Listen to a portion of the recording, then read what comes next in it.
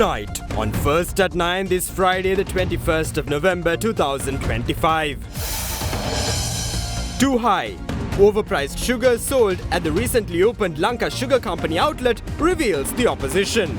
Mine allegations will not hinder aspired industrial renaissance, responds the government. Outrage machine.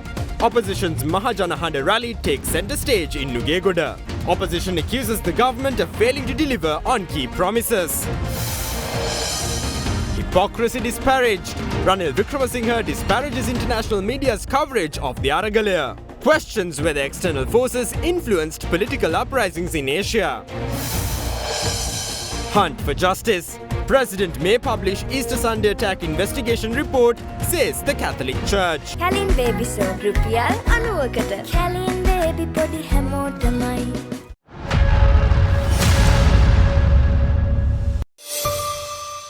This is Derana First at 9. Live from Studio 24 in Colombo. Good evening and welcome to First at 9 on the Derana News channel. I'm Aditya Singha joining you live with the latest in Sri Lanka and around the world. Brought to you by the only Sri Lankan media network to rise to the pinnacle across all media platforms. Recognized as the best by every survey and beloved by the people. On your top story tonight, the multi-day fishing trawler intercepted in the southern seas yesterday was found to be carrying 261 kilograms of crystal methamphetamine and 115 kilograms of heroin, with an estimated value exceeding 4 billion rupees according to the Sri Lanka Navy.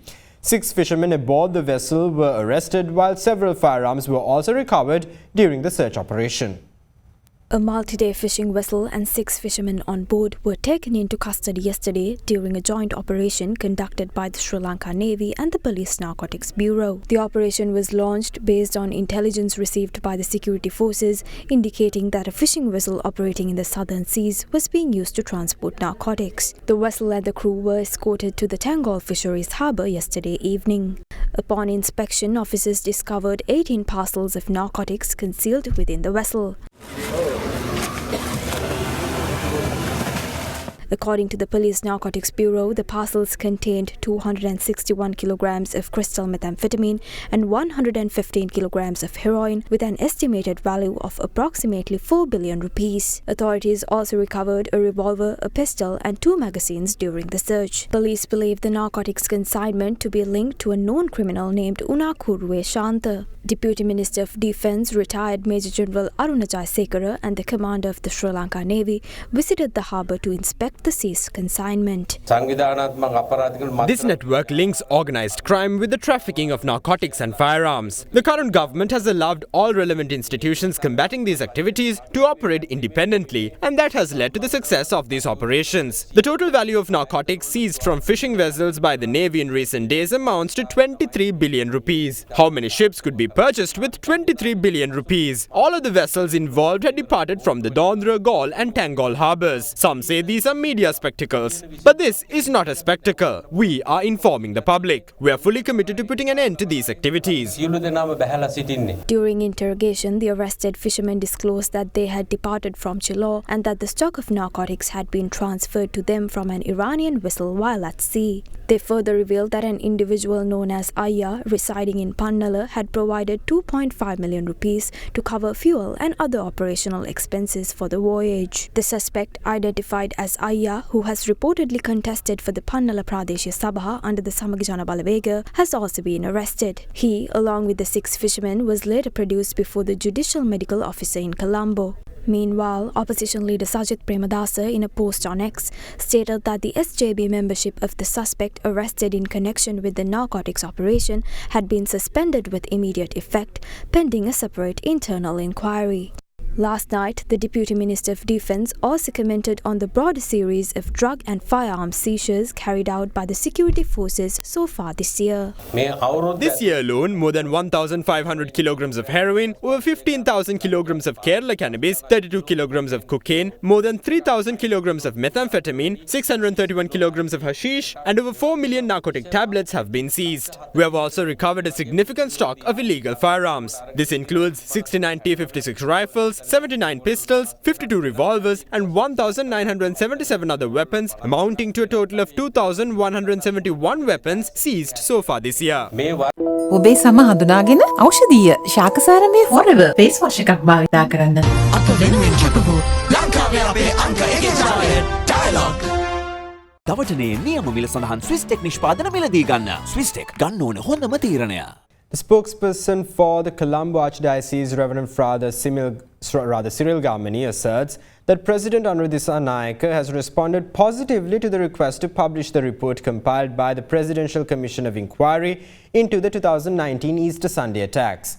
He made this revelation during a media briefing held today to update the public on the discussion that took place between senior government officials led by the President and representatives of the Catholic Church.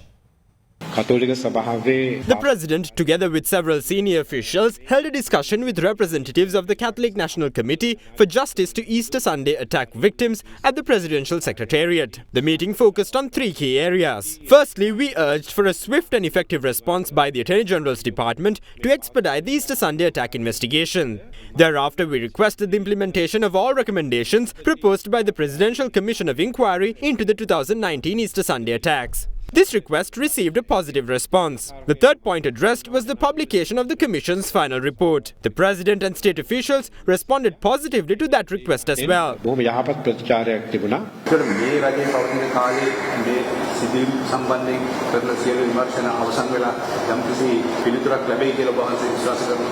The recommendations in the Commission's final report refer specifically to two officials within the Attorney General's Department. These recommendations have not yet been implemented and both officials continue to serve within the department. This is why we urge for the recommendations to be implemented. Additionally, new investigations have commenced based on material exposed by the Channel 4 documentary. That will be a broader inquiry.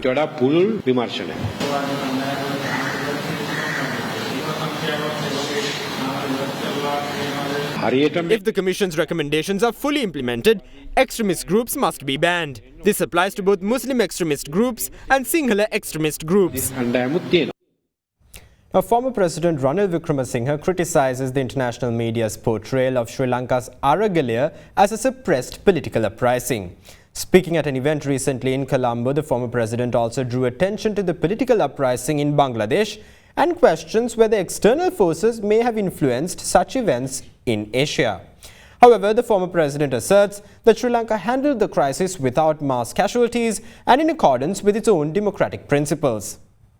The book launch of Aragalaya Balaya, written by former Vice-Chancellor of the University of Kelaniya, Professor Sunanda Madhuma Bandara, was held yesterday at the Sri Lanka Foundation Institute in Colombo. The book chronicles the events that transpired in Sri Lanka from the ousting of former President Gotabaya Rajapaksa to the incarceration of former President Ranil Wickremesinghe. Former President Ranil Wickremesinghe and former Speaker of Parliament Mahinda Yapa attended the event.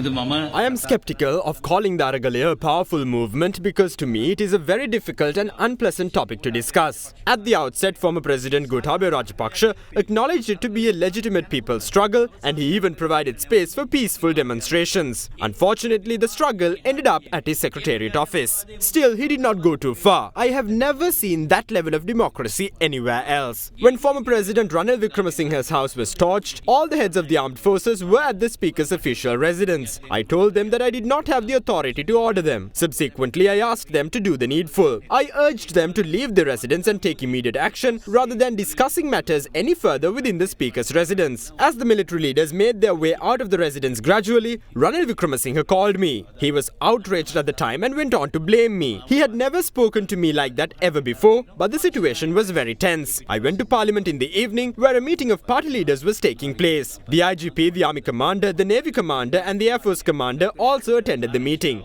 However, former President Ranil Wickremesinghe did not attend it. A few minutes later, we heard that the first barricade set up before the Parliament had been bulldozed by protesters. We inquired from the military commanders what they intended to do. They said that they had no orders. We reminded them of their oath to serve and protect the people and public property. We further reminded them that they did not need orders to act under the circumstances. That reminder gave them the motivation needed. I urged them to do what was necessary to control the situation as it was not my responsibility to protect Parliament. That is how we spent that day. We are grateful that we were able to protect democracy. Amid all that chaos, Ranil Wickremesinghe stepped forward, and I still wonder how he managed it all. Around 6 a.m., he came to the office and spoke to world leaders. That is how he secured essential supplies for the country and solved all issues. Therefore, we must pay him the respect he deserves for what he did.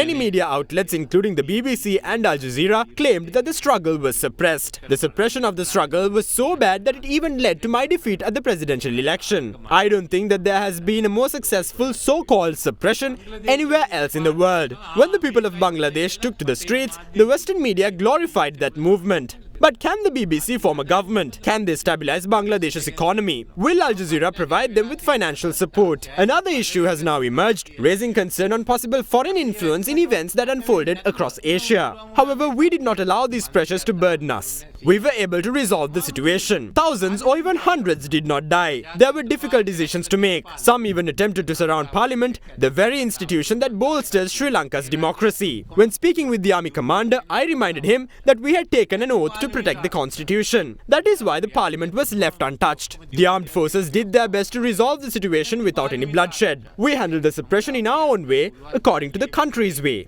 The economy was stabilized. In hindsight, Sri Lanka has taught an important lesson to the world. Do what you do, let the world look up to you. Shoot what you see, be who you wanna be. Search with a smile, create your own style. Gemini live, make moments come alive. Be anywhere, rock anytime. With awesome AI by your side. Be anywhere, rock anytime. Be brilliant, be always intelligent. Download fast, stream it all night. One tap, move, everything feel right. Snap it clean, edit like a pro. Smarter with Gemini, let the magic flow. Introducing Samsung Galaxy A17 5G. The power to be always intelligent. Musa Phoenix Natal Fiesta November 13 සිට 16 දක්වා අනුරාධපුර ස්පොට්නික් ක්‍රීඩා පිටියේදී.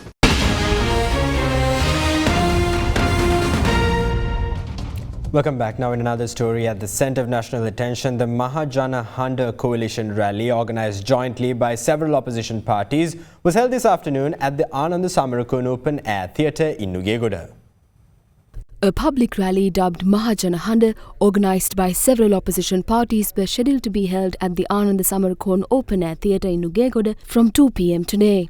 Taking the ongoing 2025 advanced level examination into consideration, the Mirihana police initiated efforts to curb the use of loudspeakers between 8:30 a.m. to 11:40 a.m. and from 2 p.m. to 5 p.m. today. Accordingly, through a statement, the police advised the rally's organisers to be mindful in this regard and to comply with regulations on the use of loudspeakers at the particular time slots when exams are scheduled to take place. The police also advised those taking part in the rally to only use the speakers at the venue of the rally. The statement further went on to urge those taking part in the rally to not disturb students commuting to and from examination centres. Accordingly, measures were taken to remove all loudspeakers fixed outside the Anand Samarakon Open Air Theatre. In the meantime, large crowds from across the island arrived in Colombo this morning to take part in the opposition's rally.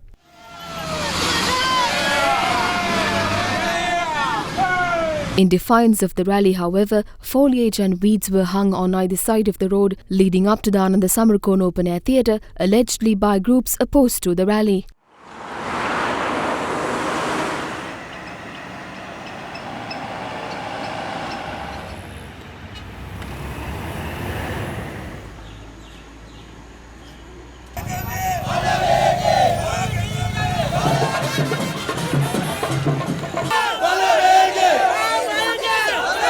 The Mahajana Handa public rally commenced once crowds reached Nugegoda. Representatives of the Sri Lanka Podujana Peramuna, the Sri Lanka Freedom Party and the United National Party were present at the rally. However, the Samagi Jana Balawegaya, the Sarvajana Balaya as well as the National Freedom Front were notably absent at the rally.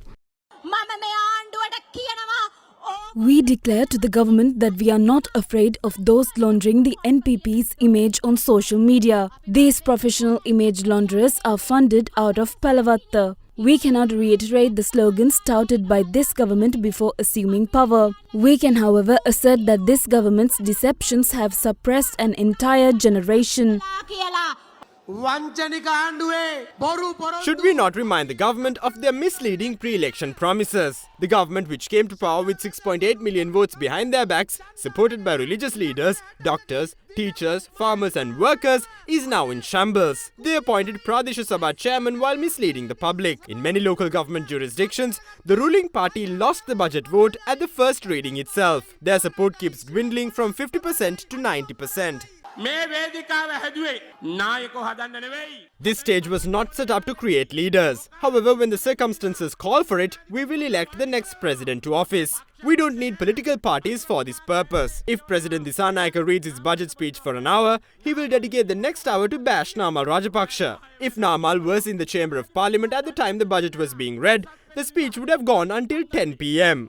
I wonder if the president is aware that the GC advanced level examinations are taking place in Tangol as well. There are 3 schools near the Tangol Public Stadium: the Tangol Mahavidyalaya, the Tangol Primary School and the Rahula Mahavidyalaya. Yet the speakers used for President Disanayake's event in Tangol were not removed, while attempts were made to remove the speakers at our event. We advise the president to not engage in politics this way. We call on the authorities to dedicate 10 more police officers to probe Namal Rajapaksa's educational qualifications. Similar probes must also be conducted on top government MPs, since Ananda Vijaypala was never a police officer and Sunil Watagala has never argued a matter in court. Neither has the Minister of Health ever prescribed medicine. There are others suffering a similar predicament. Speaking in Parliament, the President claimed that the government will be re-elected in 2028. We remind the President that the rain doesn't always follow the thunder. However, the thunder will always precede the rain. The roar of the people gathered here is the thunder before the rain. While the President visited Japan, a certain someone claimed that we will all be loaded up onto a blue prison bus in the future.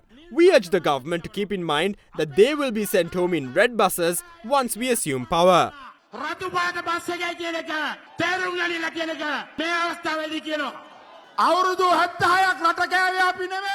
are not the ones who destroyed the country in the last 76 years.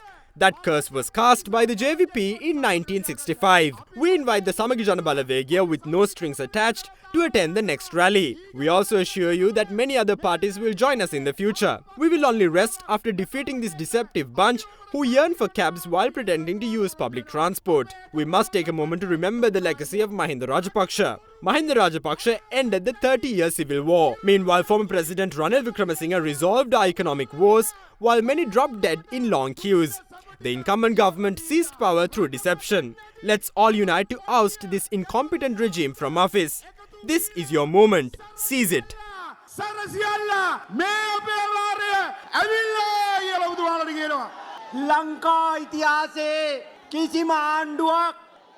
No government in history has ever been this afraid of an opposition rally. The government's internal calculus was that the SLFP and the Pivitulu Helaurumaya were not on good terms with the SLPP. They thought that the SLPP and the UNP have not been on good terms since 2024. They don't see an SJB-UNP unity anytime in the near future. They thought that these parties will remain enemies forever. Off the back of these political calculations, the government intended to fasten its grip on power through fraud and deceit. That was the government's dream. We have thrown a wrench in the government's works. This crowd gathered here affirms that this is the beginning of the incumbent government's end.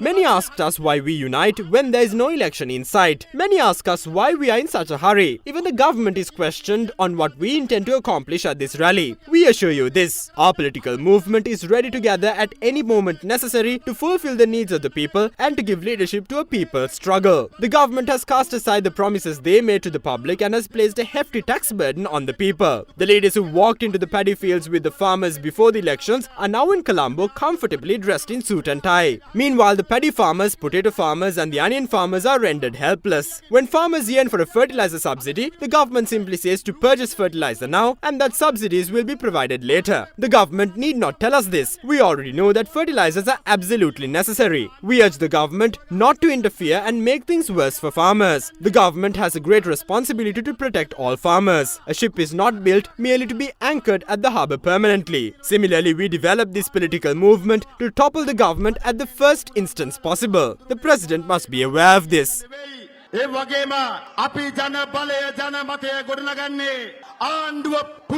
පළවෙනි අවස්ථාවේදී පෙරලන්නයි කියන එකත් අපි ජනාධිපතිතුමාට මතක් කරනවා. Meanwhile, Parliament heated up today over claims of overpriced sugar sold at the recently opened brown sugar outlet by the Lanka Sugar Company.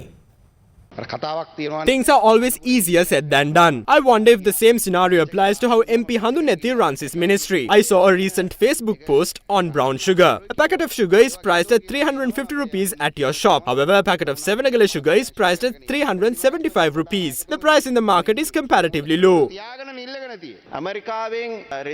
Despite concerns of negative economic growth triggered by reciprocal tariffs imposed by the United States, we were able to grow our export sector in 2025. We have recorded a growth in exports by 7%. The production sector recorded a growth of 9.7%. The Ministry of Industries received 118 applications for the registration of new factories. 89 of the 118 applications were registered accordingly. We will not let anyone diminish our industrial renaissance over minor allegations. Those minor allegations include the allegations levelled pertaining to sugar. With regard to the concern on sugar raised by the MP, yes, we opened a brown sugar store in Nugegoda. Sales have exceeded 800,000 rupees since its opening 9 days ago. I request MP Handunethi to shed light on the macro-linked bond mentioned in the IMF agreement. Are you aware that the tax haircut we have received decreases through the macro-linked bond every single time the economy records growth?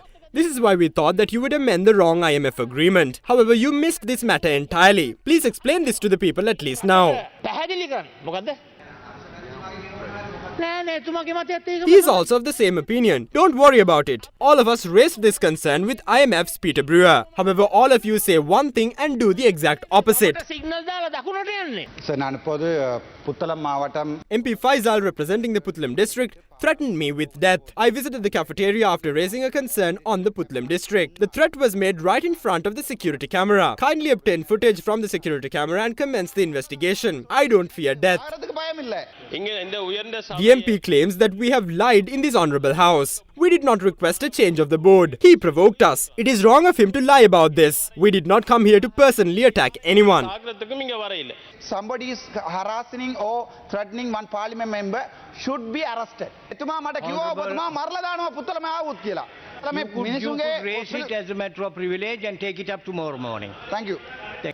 I am not an anti-IMF person. I am very much open for all the modern tools and dealing with all those institutions. But we have to deal with them. We have to negotiate with them from a position of strength, not from a position of weakness. Our plans for the future must be prepared with the nation's point of view. I saw a public rally that the president addressed in Tangol yesterday. He claimed during the rally that the drug menace is the most salient issue faced by the people as of now. I get his political point of view. Running a government sometimes requires relying on issues like this to retain public trust. This is only a promotional stunt. However, I can predict its final result today. It is likely that the youth of this country will resort to the trafficking of narcotics and the use of narcotics when the government has not created wealth for the people of this country and has not developed the economy nor created expectations and hopes among the youth for a happy and stable future. Will the government withdraw itself from power just because they organize a rally in objection? If the same rally was used to motivate the youth of the South with a positive narrative instead with the promises of creating opportunities for them, that is something we would really appreciate.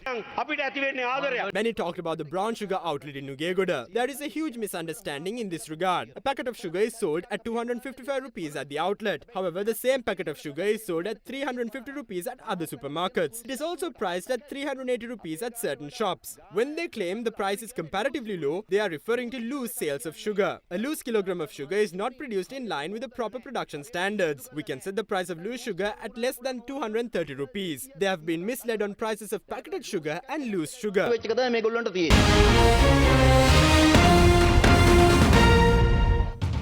Welcome back. Now, the newest magazine of the Liberty Publishers Private Limited, The Morning Money, was officially launched today. The Morning Money, to be published every Friday, covers business, economics, markets and financial news. Liberty Publishers Private Limited officially launched its newest magazine, The Morning Money, today. The Morning Money. The best weekly analysis of all money. The Morning Money joins a broad portfolio of newspapers published by Liberty Publishers, which includes Sati Aga Aruna, The Sunday Morning, The Daily Morning, Tamilan, and the Dharani Women's Magazine. Expected to be launched every Friday, the Morning Money covers business, economics, markets, and financial updates. The official launch was attended by Derana Media Network founder and Member of Parliament Dilip Jaivira, along with many distinguished guests, including business and financial leaders, foreign diplomats and entrepreneurs. During the event, the official website for the magazine was also launched.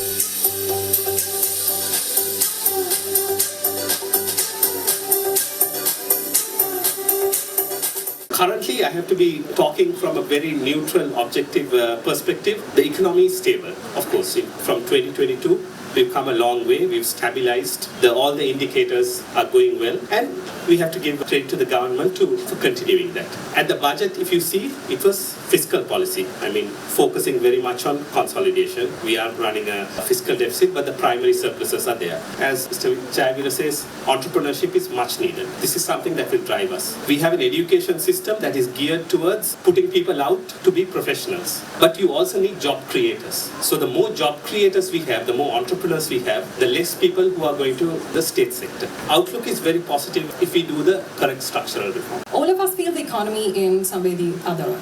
Be it interest rates or price of a product, it keeps fluctuating, or it could be something that only reaches you when it starts affecting your business. Sri Lankan economy can be rapid with the IMF program we have onboarded and also the debt restructuring. Things get a little confusing. It's not because people aren't paying attention, it's because clarity can be a little hard to find. Now this is where we come into play. We would like to make a difference. It matters because Sri Lanka's financial literacy is at around 58% according to the central bank. So which means closer to half of the population is trying to make sense of the numbers we discuss every day, we see every day. If we can make a difference even for a fraction of our readers to feel confident about the economy they live in, that's our goal.